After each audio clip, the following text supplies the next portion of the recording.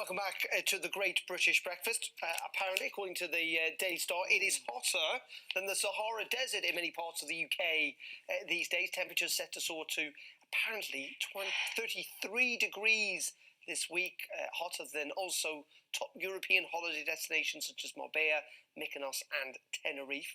But unlike those places, we don't really have air conditioning. We said this yesterday, didn't we? In our bedrooms, let alone our homes. They're pretty few and far between, aren't they? Many of us struggling to get to sleep at night. Well, Dr. Lindsay Browning is a neuroscientist and author of Navigating Sleeplessness. Dr. Lindsay, thank you very much indeed for joining us. I have to say, frankly, I had this problem last night trying to go to bed. It's like 18, 19 degrees Celsius. Just first of all, can you talk us through why we struggle to fall asleep in the heat? What is it that means our bodies go, oh, I don't want to nod off? Yeah, sure. Well, as we fall asleep, naturally our body temperature just drops. So if the room is too hot that you're in, your body temperature just can't drop, and it means that you won't be able to fall asleep because your body temperature needs to drop as you're falling asleep. And that's why a heat wave, as wonderful as it is during the daytime, is really difficult at night. We need to keep the room cool so that our body temperature can drop and we can fall asleep.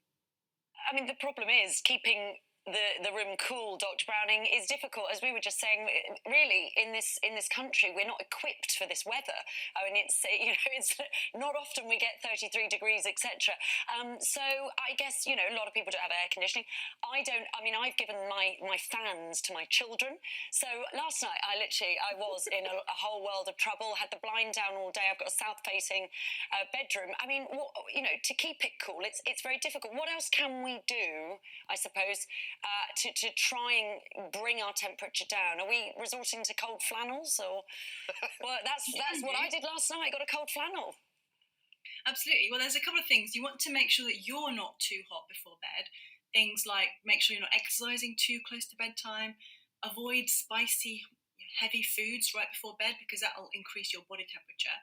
And then making sure, like you said, keeping your curtains and blinds shut in the bedrooms during the day and keeping the windows shut upstairs during the day in the bedrooms because the outside air is likely to be warmer than the inside air.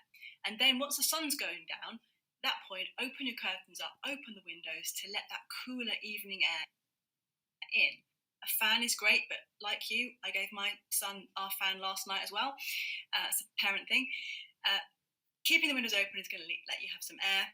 A cool flannel or even something like a misting water bottle can be really helpful. You can mist your pillows, your natural fibre is much better. So mist your pillows and duvet, well not duvet, sheet, and even you can use that to just gently spray your face during the night, something that menopausal women will be very used to. You can spritz yourself with the light, fresh water, which will help you to cool down overnight.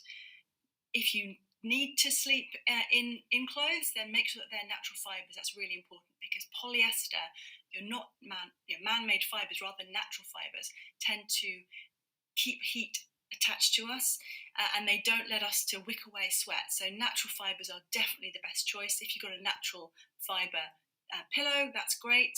Natural fibre mattress is really good as well. And then cool flannel is also a really good thing. You can put the cool flannel, the cool wet flannel on your forehead, on your neck, or on your wrists, because those are our very hot points. And you could even go as far as before bed, sticking your feet in a sort of a bucket of cold water, because your feet is where we lose a lot of heat. So if you can cool your feet down just before bed, that also can be very helpful. I have tried that. Shower. Yeah, I did all that last night. Yeah. I just wanted to ask you, I mean, obviously for prolonged heat periods such as this, where we are looking at the end of the week is going to be, I believe, 33, and then possibly, hotter, whatever, where people are then, they are not getting good night's sleep. It's sort of like building up. They're exhausted. What would you advise? I mean, obviously not everybody's got the luxury of having a little siesta, but would you advise that is what they need to try and do at some point, try and catch a little, 40 winks at some point? Yeah, definitely. Having a lunchtime nap, naturally we are biologically supposed to have an after lunch nap. That's what that siesta is. our circadian rhythm wants us to have a little nap after lunch. So if you are able to, you've got an understanding boss or you've got a flexible job, then having a little nap at lunchtime can be really helpful to catch up sleep. But I deal with a lot of people who are really struggling with their sleep, people with insomnia, and people who are really struggling. Having a nap can actually be detrimental because it's taking away your need to sleep at night. But if you are unable to sleep at night due to the heat, or maybe you're looking after a baby, or if something's happening to mean that you're not getting enough sleep at night, then a lunchtime nap is your savior. And a 20-minute nap is great, or an hour and a half, but somewhere in between can actually make you wake up feeling more groggy because you'll find yourself going into a deep sleep. So try and keep that to about 20 minutes, or if you can, an hour and a half nap at lunchtime would be great and would help you feel really refreshed and ready for the rest of the day. Wonderful, wonderful. Indeed. Dr. Lindsay Browning, thank you very much indeed for joining us. Thank you. Dr. Lindsay Browning, a neuroscientist and author of Navigating Sleeplessness. I think the thing that I kind of learned there is to close your windows during the day. With the blind or curtain shut. shut. And then to open it up at night time. Yeah.